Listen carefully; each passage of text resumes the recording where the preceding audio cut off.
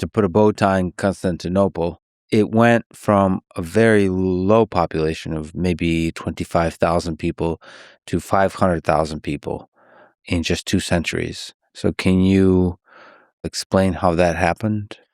Well, it didn't happen through just demographic growth and reproduction in the city itself. That rate of growth is impossible for an ancient city.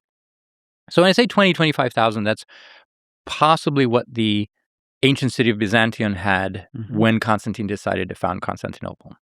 And it grew to a city of 500,000 in 2 centuries. That can only have been done in one way, and that is emigration from the provinces. So people must have been moving there in large numbers, which is a movement that we can't see very clearly in the sources, but we have to infer it and then try to explain it. So also there's another factor, which is that ancient cities we now know or suspect are what some historians call death traps. In other words, the density of disease is such that ancient cities probably are losing something like 1 to possibly 3% of their population per year.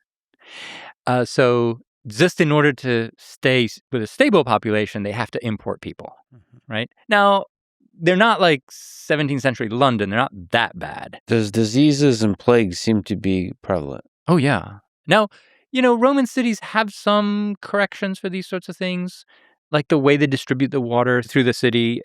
Anyway, they weren't as bad as they could have been, but there's that. So not only to keep the population steady, but to expand it so dramatically means that a lot of people are coming in from the provinces, mostly the Greek-speaking provinces. So, Greece, Asia Minor, and some of the major cities in the East that are Greek-speaking. And I started wondering, well, how did this happen? Like, who are these people, for one thing? And then I did some simple calculations. So I mentioned earlier that we have something like 2,500 senators who are required initially to reside in Constantinople. Well, senators don't live in bachelor pads. Senators have manors. They have household staff, right? In Rome at the time, there's a calculation that a senatorial household was something like 100 people, right? Just servants, slaves, dancing girls, cooks, barbers, whatever, right?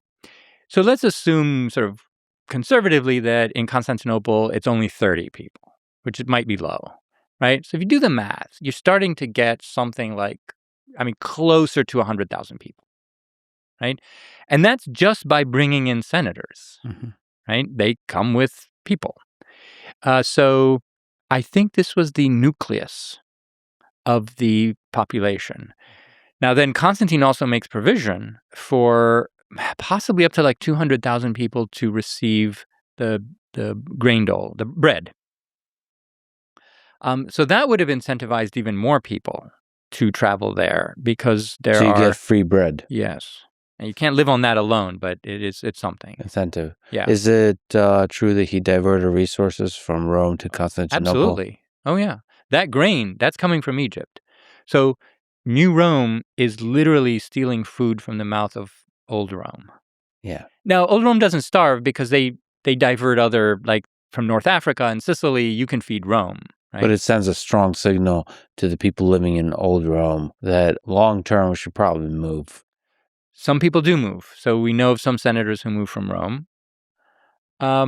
It sends a signal about the priorities of the state, like they're investing much more in the East, and that the East would be regarded as a equal, parallel Roman, world.